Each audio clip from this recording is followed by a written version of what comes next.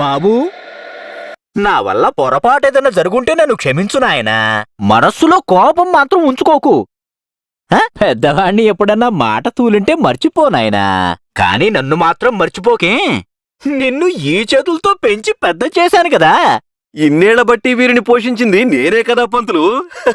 నా సొమ్ము తినే కదా రామా నువ్వింత పెద్దవాడివయ్యావు. నువ్వీ పంతుల్ని మర్చిపోవచ్చేమో గాని అయినా నన్నెలా మర్చిపోతావు బాబు? అంతేనా? అయినా ఎన్నిసార్లు అనుకున్నా నేను, తెలివిలేని దద్దమ్మ సన్నాసి అనుకున్న నువ్వు ఇంత గొప్పవాడివయ్యావోనని తాతాచార్యుల వారు తమ పల్లకి పంపించి మరీ నిన్ను విజయనగరానికి పిలిపించారు. కానీ నాకు మాత్రం ముందే తెలుసు మన రామ ఏదో ఒకటి సాధించి తీరుతాడని. అందుకే కదా లేదనకుండా అప్పులు ఇస్తూనే ఉన్నాను. నిన్ను విజయనగర దర్బారులో మంత్రిగా నియమించగానే నాకు రెండింతలిస్తావులే వడ్డీ కలుపుకుని. అది అసలేమైందంటే బాబు, నేను మన స్నానాల గదిలో మళ్ళీ కాలు జారాను. నా జ్ఞాపక శక్తి మళ్ళీ వచ్చేసింది. రామకృష్ణుల వారికి ఎట్టకేలకు నువ్వు నీ లక్ష్యం కేసి బయలుదేరావు రామా. వెళ్ళు రామా, నువ్వు వెళ్ళవలసిన మార్గం ఇదే. నీకు శుభం కలుగుగాక. కాబట్టి 48 గంటల్లో 12 గంటలు గడిచిపోయాయి కొత్వాలు గారు. అయితే ఈ 12 గంటల్లో మీరు ఆ గజ దొంగ మల్లుదేవుణ్ణి బంధించడానికి ఏం చేశారు? మహామంత్రి గారు, అందుకు రంగం సిద్ధమైంది. నగరంలోని సంపన్నుల ఇళ్ల ముందు మన సైనికులందరూ సిద్ధంగా ఉన్నారు. మళ్ళీ ఆ గజ దొంగ వచ్చాడంటే తప్పక పట్టుబడతాడు. చాలా బాగుంది.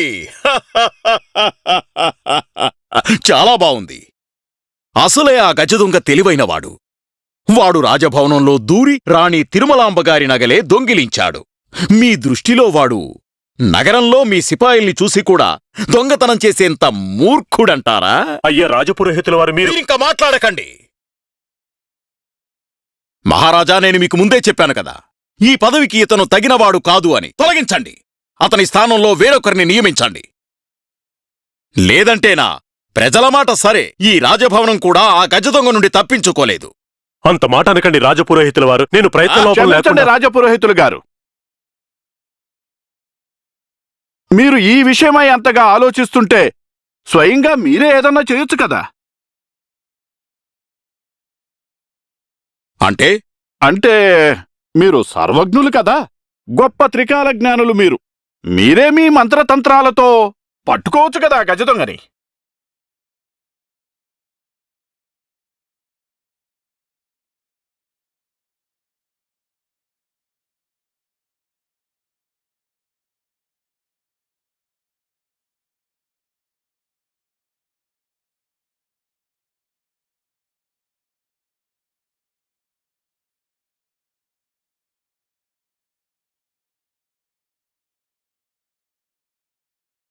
నిన్ను సవాలు చేస్తున్నాను.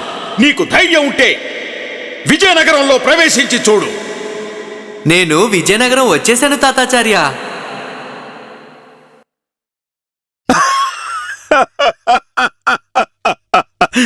ఏమన్నారు?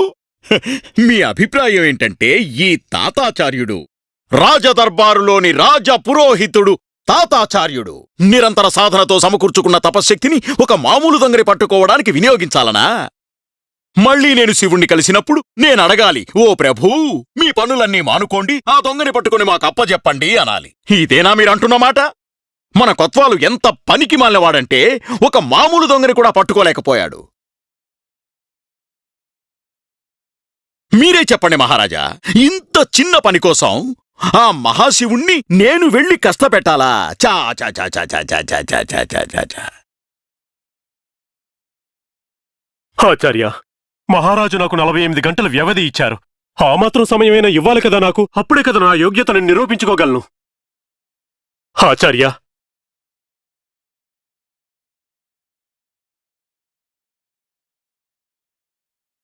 కోత్వాల్ గారు, మేం మీకు ఒక చివరి అవకాశం ఇస్తున్నాం. మీరు ఏం చేయదలుచుకున్నారో మీరే నిర్ణయించుకోండి. మేం మీకు ఒక వ్యవధి ఇచ్చాం. ఆ సమయం పూర్తిగాక మునుపే మీరు ఆ గజ దొంగని మా ముందు నిలబెట్టాలి. చిత్తం మహారాజా. మీరిక వెళ్ళొచ్చు.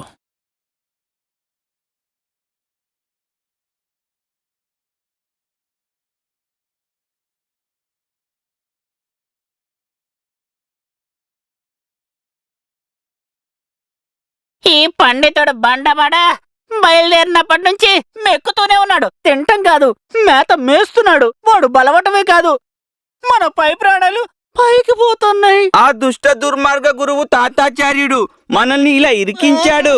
ఇతన్ని ఆహ్వానించి చక్కా వెళ్ళిపోయాడు. మనం ఈ మూత బరువు మోయాల్సి వస్తుంది.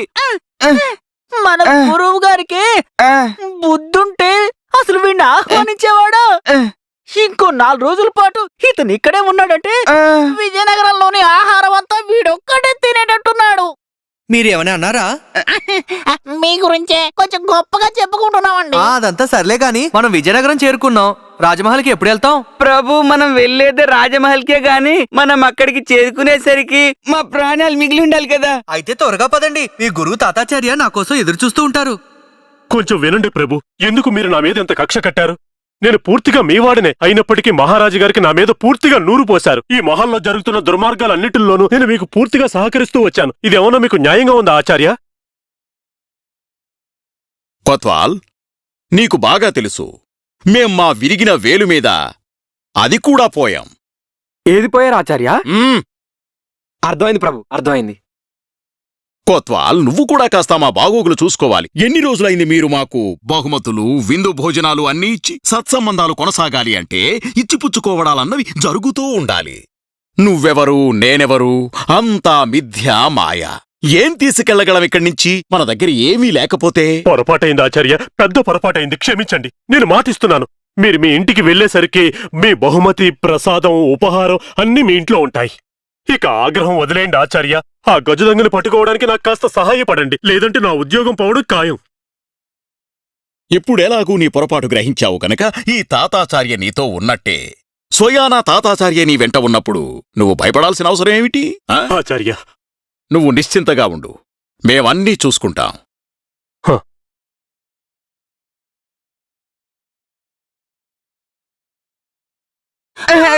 దేవుడా, రాజమహల్కి వచ్చేసామా? ఇంకో 4 అడుగులు వేస్తే వస్తుంది ప్రభు. వచ్చేసినట్టే. అబ్బా, కొంచెం ఊపిరి తీసుకొనివ్వండి ప్రభు. ఆహా. తిన్నగా మిమ్మల్ని రాజమహల్లో పడేసి ఆ? అదే వదిలేసి శ్మశానానికి వెళ్ళిపోతా. శ్మశానమా? అక్కడికి వెళ్లే పరిస్థితిలోనే ఉన్నాం కదా ప్రభు. అరే చూశావా మా ప్రతిభ? చూశావా మా ఖ్యాతి? మాకు ఎంతమంది భక్తులో! ఇప్పుడు అందరూ తమ తమ పల్లకీలు కూడా మాలాంటివే చేయించుకుంటున్నారు.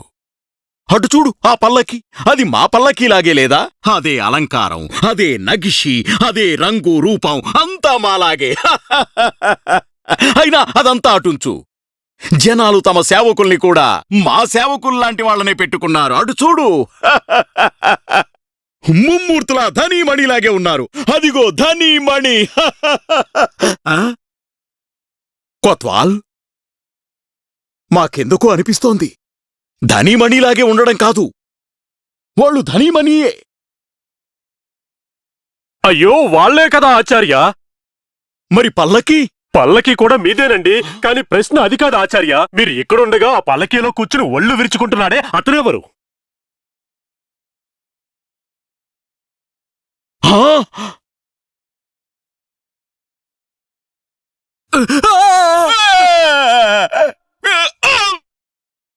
అయ్యో, వీడు ఆ ఉద్దండ పండితుడే. వీడే మాకు తెనాలి గ్రామంలో తారసపడ్డాడు. రాయ్ దుష్టా, ఆగో! రే పాపాత్ముడా, నీచుడా, ఆగరా! అయ్యో ఆచార్య, ఏమిటిదంతా? మీ గొంతు వాళ్ళకి వినబడదు అసలు. ఎందుకలా గొంతు చించుకుంటున్నారా ఆచార్య? వినబడకపోతేనే మేమే అక్కడికి వెళ్తాం. అయినా నువ్వు బొమ్మలా నిలబడ్డావేంటి? వెళ్ళి పట్టుకోవండి. పట్టుకో. ఆగో, నువ్వు ఆగో! అయ్యయ్యో, దిగు పరగందుకో. అయ్యో శారదా, అమ్మ లేవండి, పరగందుకోండి. అయ్యయ్యో, త్వరగా గుండప్పా. అలీ, కొంచెం ఆగు, నా పంచె ఊదిపోతుంది. అయ్యో, నీ పంచి ఊడిపోతే పోని, మన ప్రాణాల కంటే ఎక్కువ కాదు కదా, త్వరగా రా.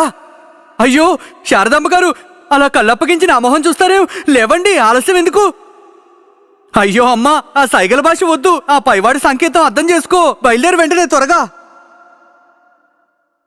అయ్యో ఏమైంది ఏమైంది మహాశయ ఇలా ఉన్నటువంటి పరుగులు పెడుతున్నారు ఎందుకు అది అది అది అది ఆ, మరి గురువుగారిని కలవాలి కదా అయితే అయితే అంటారేంటి ఒట్టి చేతితో వెళ్తామా ఏంటి ఇది పట్టుకో ముందు మనం బజారుకి వెళ్ళాలి బాబు కాస్త సాయం పట్టండి ఆ తల మీద పెట్టండి ముందు మనం బజారుకి వెళ్ళాలి గురువు గారి కోసం పళ్ళు మిఠాయిలు కొనాలి కానుకలు కొనాలి అదే కదా పద్ధతి సాంప్రదాయం మర్యాద అయ్యో అమ్మో ఇంకా ఏం చేస్తున్నావు లే త్వరగా లే అయ్యో అమ్మ మోకాళ్ళు పట్టేసినట్టున్నాయి లాగు అమ్మని పైకి లాగు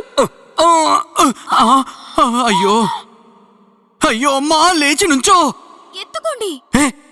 శారదా ఇంకా ఏదైనా ఎత్తుకున్నానంటే నా వెన్నెముక బద్దలైపోతుంది అయ్యో మూటలు ఎత్తుకోండి, మన బట్టలన్నీ అందులోనే ఉన్నాయి కదా. కానీ నా చేతులు ఖాళీ లేవు కదా ఓ మూట నువ్వెత్తుకో ఇంకోటి అమ్మకివ్వు సరే పదండి. త్వరగా ఎంత గౌరవమో పండితులు గారికి మన గురువు గారంటే. రండికి రండి పరిగెత్తండి పరిగెత్తండి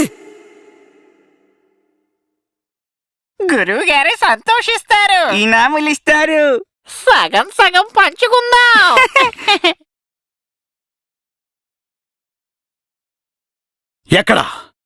ఎక్కడికెళ్ళాడో దుష్ట పండితుడు? ఎక్కడున్నాడు? ఇక్కడే ఉన్నాడుగా ఏడి ఎక్కడున్నాడు? అటు చూడు. మా ఎదురుగానే ఉన్నాడు ఎక్కడా? అదేంటి గురుగారు, మీరే కదా అది. పోయావా? మేమా అహంకారి పండితుడి గురించి మాట్లాడుతున్నాం. ఇప్పటిదాకా ఇక్కడే ఉన్నాడు. ఓ వాడా. హా, వాడు మీకోసం పళ్ళు మిఠాయిలు కొంటానికి వెళ్ళాడు అలాగా? అయినా వాడు మా పల్లకి ఎందుకు ఎక్కాడు? ఎందుకు ఎక్కాడంటారేంటి? మీరే కదా అతన్ని విజయనగరం రమ్మని ఆహ్వానించారు. ఏవా? ఆహ్వానమా? ఎప్పుడు?